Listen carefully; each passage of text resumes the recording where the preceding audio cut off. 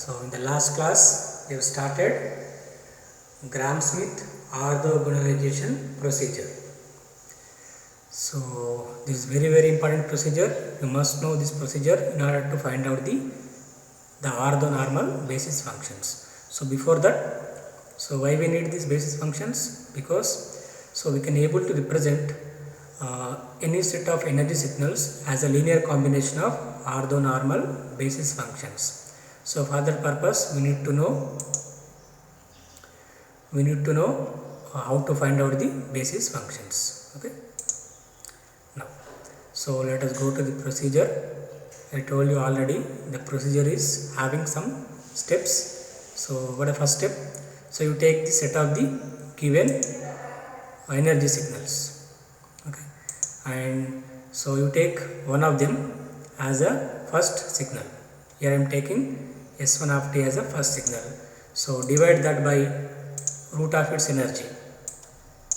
Okay, so divide that by root of its energy. Now that would be the first basis function phi 1 of t. So if we find out the energy of the signal, it would be equal to 1. So from the definition of S1 of t, that is S11 into phi 1 of t. Now S11 is root of E1. So this is the first coefficients we got. Now obviously it has a unit energy as per our requirement. Now second step, so we find out S21, and after that we find out a intermediate function g2 of t, that is S2 of t minus S21 phi 1 of t. So you find out what is g2 of t and divide by root of its energy, you get the second basis function. So you can observe that phi 1 of t, phi 2 of t are orthogonal as well as they have unit energies. So they form a orthonormal pair. Now, so third step would be getting the third intermediate function g3 of t, that equal to s3 of t minus s31 phi 1 of t minus s32 phi 2 of t. You find out s31 s32 from the previous two steps. You get phi t of 3, so g3 of t by root of its energy. You proceed like this. Okay. Now these are the standard forms of intermediate function, the standard form of the basis function in this example or in this procedure. Now, so before that, so as I told you, so m, the number of energy signals is always greater than equal to the number of basis function capital N. How to choose the number of basis functions? It depends upon the linear independency of the given set of m energy signals. So if all the given set of energy signals are linearly independent, so m will be equal to n. If not, so the number of basis functions equal to the number of linearly independent set of energy signals. Okay. Now, so in this example, S4 of t is linearly dependent, isn't it? So that's why, so only these three are linearly independent of each other. So that's why, so n equal to 3. The number of basis functions that we need is equal to 3. But the number of given set of energy signals equal to 4. Here m equal to 4, but n equal to 3. So as I told you, m should be greater than equal to capital N. Okay. So in this case, m equal to 4, n equal to 3. Now, so you take only subset of linearly independent signals. Okay, you only take these three signals. It is not required now. Why? Because so if you can able to write S1 of t, S4 of t as a linear combination of basis functions, obviously you can write S4 of t also, because S4 of t equal to S1 of t plus S3 of t. Okay, we start the procedure. First take S1 of t. Okay. Now, so what is the energy of S1 of t? So these are the given four signals I have written mathematically. So this is what we have now. So what is E1? E1 means energy of S1 of t. Energy of this signal is how much? So 0 to t by 3, 1 dt. Okay. So how much is that? E1 is how much? T by 3. So S11 is root E1, that is root t by 3. So phi 1 of t equal to S1 of t by root E1, that equal to S1 of t by root t by 3, that equal to root 3 by t into S1 of t. So this is what S1 of t finally. Sorry, phi 1 of t finally. So this is what phi 1 of t. So what energy of the signal? 1. because it has to be having unit energies. Each and every basis function should have unit energy. So we got the first basis function from the step 1. So see, always remember everything is defined from 0 to t only. 0 to t. So here I have defined everything from 0 to t. So s1 of t equal to 1 from 0 to t by 3, 0 from t by 3 to capital T. So like this. So all the signals are defined from 0 to t capital T only. Okay. So you go through this mathematical representation of given 4 signals. Okay. Now, so we got phi 1 of t like this. Okay. Now second step, step 2. So we need to find out S21. How to find S21? 0 to t, integration 0 to t, S2 of t, phi 1 of t. We know S2 of t because it is given in the example itself. Phi 1 of t we have found out in the step 1. So you find out S21, that is equal to root t by 3. Now what is G2 of t? S2 of t minus S21 phi 1 of t. So we have to find out this. So this is what G2 of t. Okay. So these are all some simplification. So you please go through it once. So this is what G2 of t. Now, so how to find out energy? So these are all standard formulas. E energy of G2 equal to E2 minus S21 whole square. E2 equal to 2t by 3. What is E2? Energy of S2 of t. Okay, you find out this. So this is what the energy of G2 of t. That is also again t by 3. Now after getting energy of G2 of t, what is phi 2 of t? G2 of t by its root of its energy. So like this. Now this is mathematically your second basis function. This is what you get. So these are two basis functions we got up till now. Till now we got these two basis functions. You can clearly observe that these two are having unit energies and these two are orthogonal to each other. Why? Because it is from 0 to t by 3, it is from t by 3 to 2t by 3. So they don't overlap. So if you multiply these two, you get 0. Isn't it? So these two are having, nothing but a pair of orthonormal basis functions. Because they are having unit energies and they are orthogonal to each other. So simply we say that they are orthonormal basis functions. So till now we got two basis functions, but we have to find out 3. So let us go to one more basis function. So we have to find out G3 of t. So this is the standard formula. Okay. Now, so find out S31. S31 happened to be 0.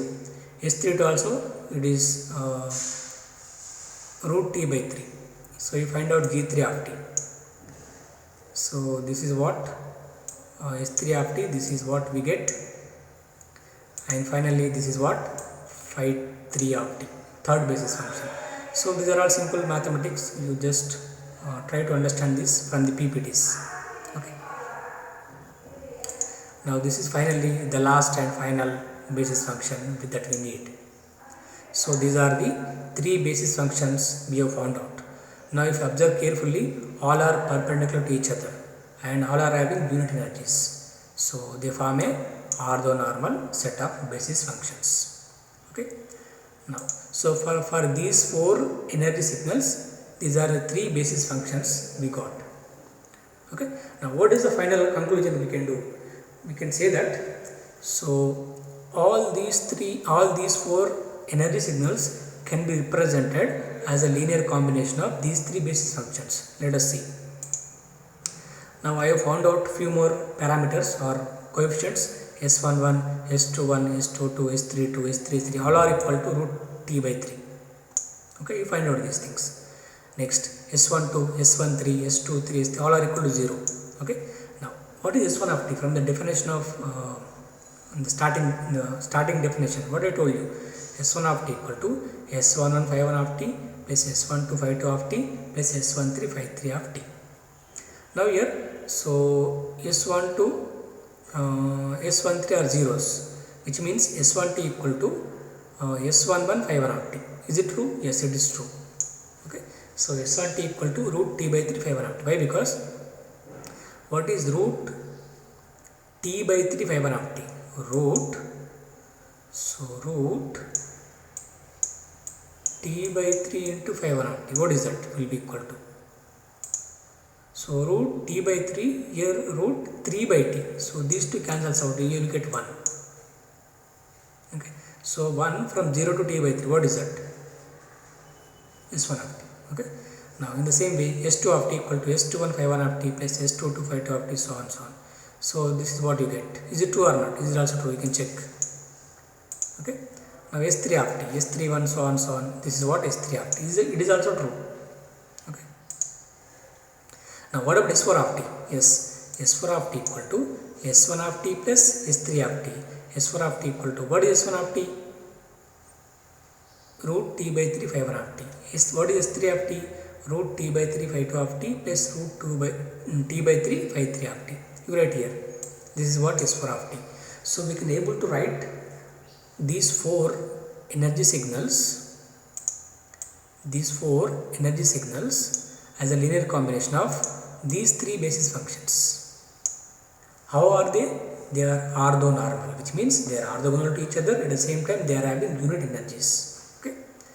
Now, so you can verify later. So that is what the Gram-Schmidt orthogonalization procedure. Now, so let us form the signal vectors. As I told you, what is S1? S11, S12, S13. What is S2? S21, S22, S23. S31, S32, S33, 41, 42, 43. See, remember, you can find out, even though we are using only these three energy signals to find out the basis function, but it is also there. We are not neglecting this completely. It is there. So we are neglecting this to find out the basis functions only. Why? Because S4 half t is dependent. But so don't neglect completely this S4 half t. It will be there. But we don't consider this S4 half t to find out the basis functions only. Why? Because it is dependent on S1 half t, S3 half t. Okay. You don't remove this completely. It is a part of the question or part of the transmission. Okay. The only thing is we consider only a set of energy signals which are linearly independent to find out only basis functions. Okay. So we need to represent this S4 half t also. How to represent? Like this. Okay. Now, so these are the four energy signal vectors. Here, so if you take the signal space, it is a three-dimensional. Why? Because we got three basis functions. So we get a three-dimensional figure. Okay.